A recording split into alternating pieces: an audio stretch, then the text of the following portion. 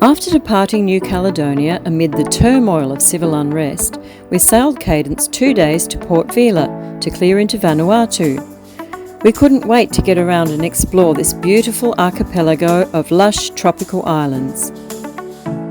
We arrived under grey skies into the calm waters of Port Vila's Malay Bay. Luckily, cold beer and wine awaited us at the end of our passage as we completed the formalities. We soon began to shake off the saltiness and set out to explore Port Vila. We got lost in a mountain jungle just like Jurassic Park. We came across some local kids kicking up a firestorm. And we had a close encounter with a bomb in the harbour. Hi, we're Mark and Kate and we're the Rad-Nomads. We believe that life is way too short to waste. So we decided to set sail, see the world, follow the sun, die old and stay pretty. Hey, why don't you come along for the ride? It'll be sick!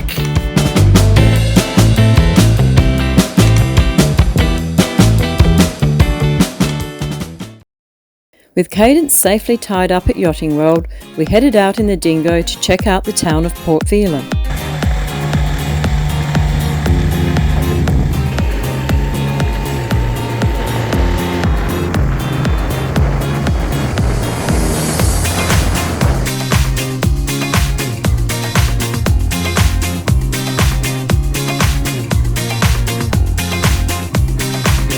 Amazing how clear it is here, right in the middle of Vila, in the port area.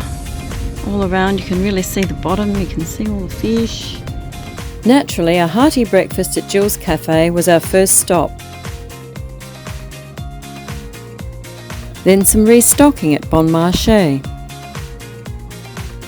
And of course we could not miss the famous Port Vila market with an abundance of locally grown fresh fruit and veggies.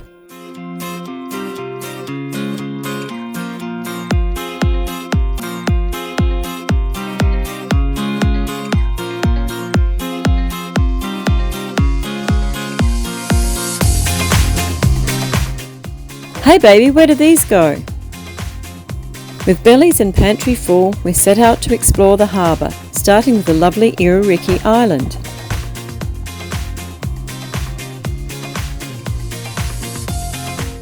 We've come for a bit of a snorkel around the other side of Iririki Island. So there's the port area just behind me where the big ships come in and the cruise ships and so on.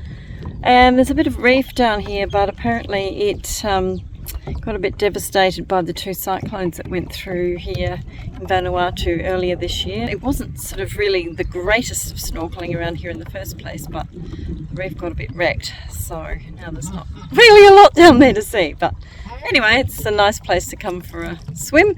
It was really, really hot in port where the boat is, so it's nice to just come out here and have a cool off and swim around in this beautiful crystal clear water. The water is just ridiculous.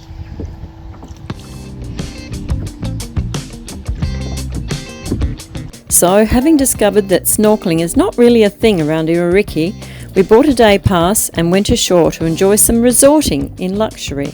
We need Nana this afternoon.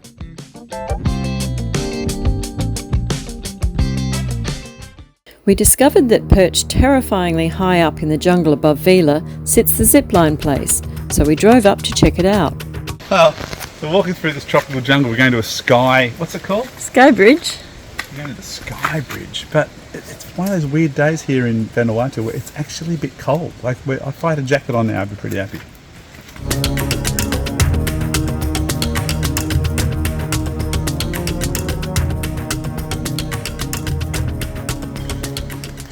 Like Jurassic Park in here, complete with all the sound effects. I think that's all the people on the zip line there hooting and crying a little bit, I think. Just wait till they get on the canyon swing, then we'll hear them scream. I'd love to say we manned up and took a leap off the canyon swing, but that, my friends, would be bullshit. No way were we about to step off a perfectly good sky bridge. But we were quite stoked to watch other people. So what do you think? Yeah, it's awesome. It's just good being up here high and just checking it out, seeing the whole scenery and stuff's amazing, isn't it? Yeah, it is. But the whole idea of doing the swing thing and doesn't really interest me, to be honest. Bit full on.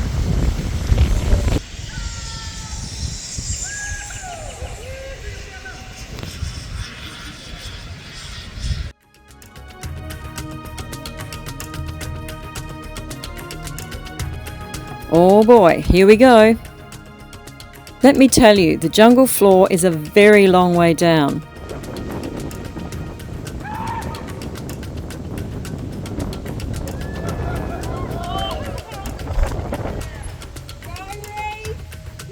And this dude just kept on swinging.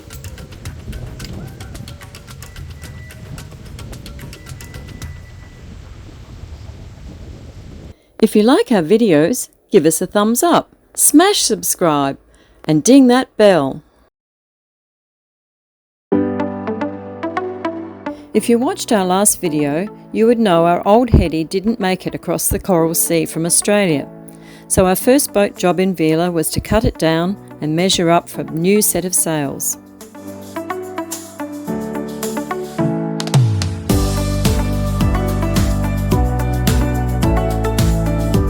While we waited for our new sails to come from Australia, we set off to explore the harbour around Hideaway Island. There's a resort across the little sand spit, as well as the famous beach bar. The water was so clean here, we took the opportunity to make some water for our tanks. There's Cadence out there, and we have come into the beach bar. So we just pulled up on the sand and look at that. We're going to have some lunch, and they've got wood-fired pizzas and burgers, so it's going to be good!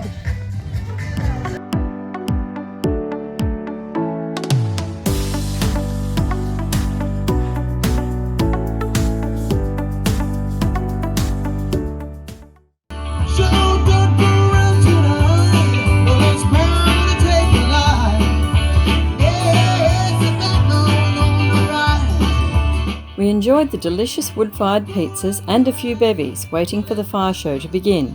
It really is a must-see when in Vila. Like butterfly, flying nowhere, nowhere. Everybody just have a good time. Baby, gon' make you lose your mind. Shake it up now, you know me.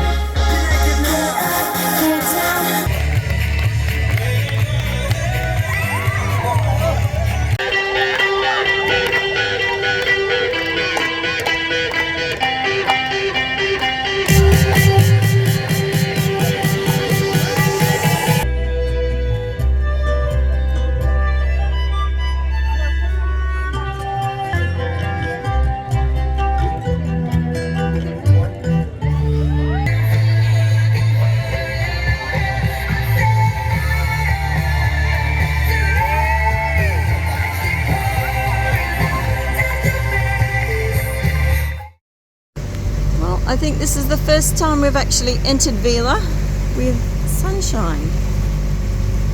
No wind. No wind, and it's not raining today. This is amazing. We headed back into Vila Harbour just as the World Ark boats were arriving from Fiji. Isn't that So what do we think about Vila in the sunshine? In the sunshine. Bloody awesome. We love sun. And now we have to park in a bloody mooring. We can't go onto the wall and plug into the power, so we need World sunshine. Ark is there. Huh? Bloody rallies. Bloody rally people. Yeah, so we have to use solar to keep recharging our batteries, which we've made okay if it's we've made sunny. some good adjustments over the last week or so, and we seem to be doing a lot better. So that's okay, at least we can get access to some water, get rid of all that rubbish that's been piling up on this boat for the last almost 20 days. Refuel, get our new sails, get a new battery, just spend some more money. That's what we really want to do. Excellent, that's what we're here for. So yes, it's going to be good. Our island home, Port Vila. We've just arrived back in Port Vila after a beautiful week down in Tanna, and apparently we arrived just in time. They're just about to close the port because they've found a bomb. So Apparently it's not recent, it's something left over from World War II, but they've found it and they're going to send some people out to hopefully disable it or detonate it or do something. So we're on the alert for some really loud bangs. I just heard on the radio there's a New Zealand warship just over the other side of Iroriki Island there, and they said that they were going to conduct some detonations, so get ready for some loud bangs, I guess. So we are here in the port area, in the marina, and there's this New Zealand warship which is over here, and they're apparently going over to detonate the World War II bomb. So there's some other people that were just coming in with us, Carrie.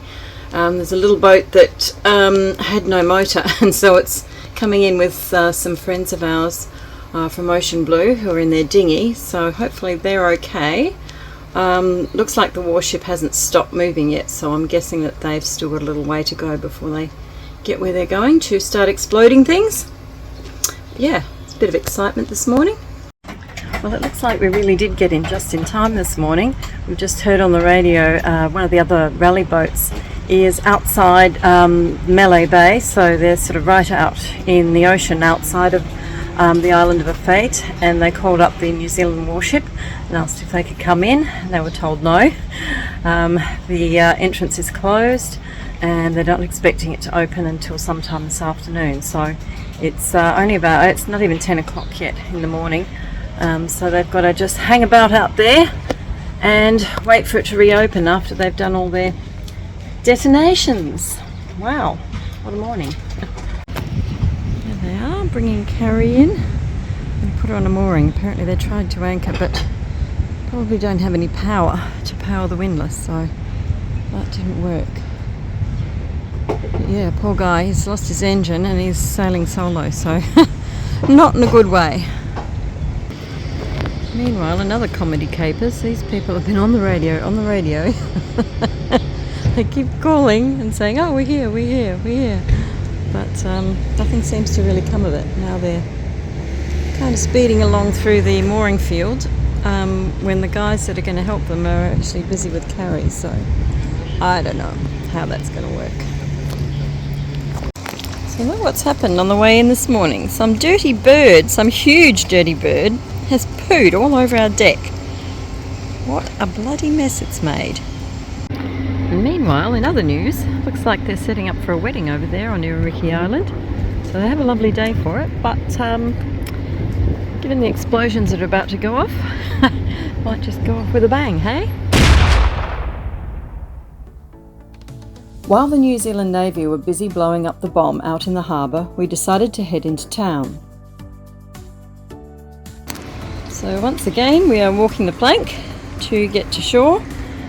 Here at Yachting World in Vila, it's med mooring style mooring, so we tie off to a buoy at the front and then reverse in and tie off at the back with our stern lines, and then they give us a plank to walk for the duration.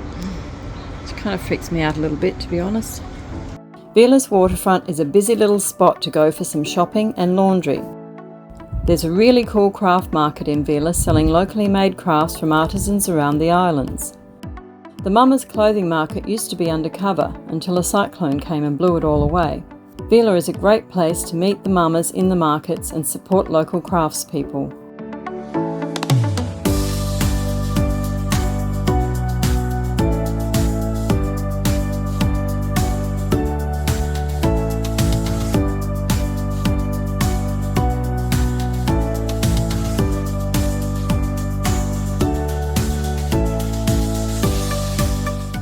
Look what I found, a ceremonial drum and some super cool shakers. Then it was back to Cadence to knock off a few of the perennial boat jobs. Next morning we were up early and caught a local bus to Pango Point in search of waves. All I can really tell you about the surfer's eternal search for waves is this: the struggle is real.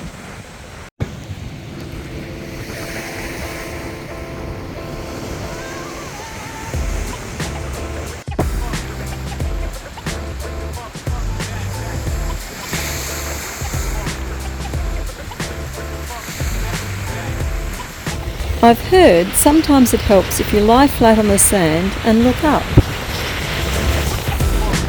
And if the surf gods really do fail you, then just head into waves or breakers for a delicious island brekkie. And continue to wait and hope from there.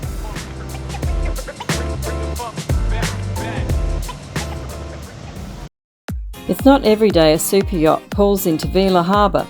People appeared from everywhere to watch. Even the girls from the dentist rooms were there taking videos. How the hell much chain do you put out for a boat that size? That's ridiculous. Yeah, we thought we'd order a new boat and we'd just go big.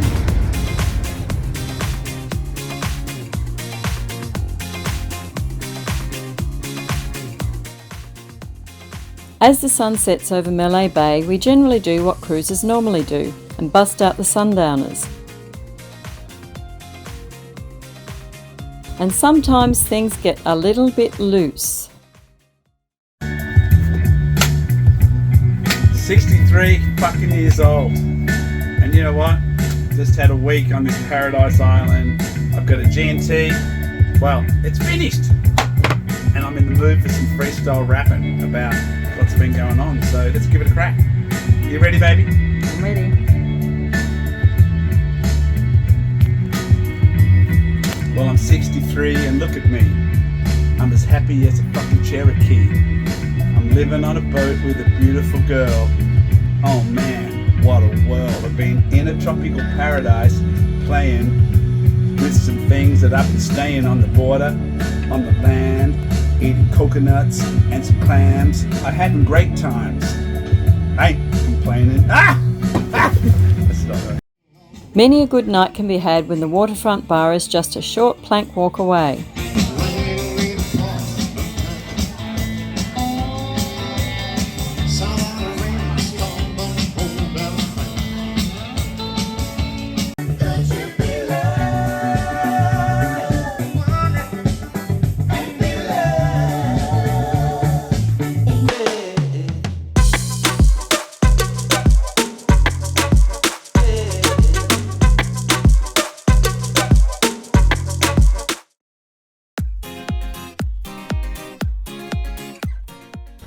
Well, this is very exciting. We just picked up our brand new sails. So, yeah, we managed to get them through customs. Now we, of course, ripped our heady between Australia and New Caledonia, so that was dead and gone. The main is still intact at this stage, but it's quite elderly and kind of stretched and blown out, so we thought, bite the bullet and get 2 new sails, and then at least we've got a really great working pair. So now we've got to unpack and get them installed and hope like hell that our measurements were good. It was Christmas in July, opening up our Rolly Tasker boxes of joy. Wow, so what you got there, Mogs? We have got a new little toy to play with, joy. Our new beautiful sails that we've got. So the old sails were old. We knew that they were at the last end of their life, and when the headsail ripped on the way coming from Brisbane, we realised that, you know, there's no point in just ordering a new heady. We might as well order both new sails, which is a big fucking financial outlay, but you know, these now are going to last for many, many, many years, and even if we decide to sell the boat, it's always a bonus to be able to sell the boat with brand new sails. So here they are from Rolly Tasker back in Australia, and they've arrived yesterday, and now we've got to fit the little suckers to the boat. So we've got a French guy who's just on a boat over there, him and his offsider. They're both a couple of old boys, but one of them is actually a sail maker, and they are very they have a lot of experience regarding putting sails on boats, so they're going to give us a hand tomorrow. So yes, new mainsail, new headsail. These boxes weigh about 150 million tonne, and it was very hard to get them here onto the boat, but we've made it, so we're excited. Next stop, white beautiful sails. Aussie bag. Unbagging it. Oh, she's a lovely colour. Yes. Bright and white. New. Look at that. So new and stiff.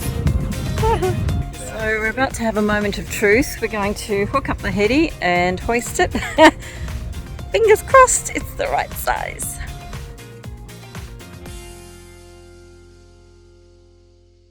Of course it's not going straight up.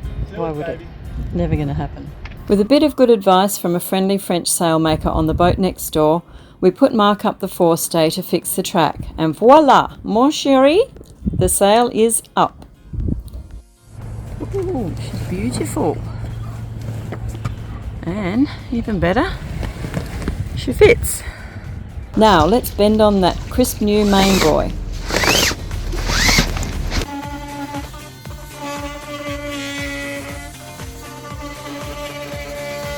Bit of button trimming to make it fit.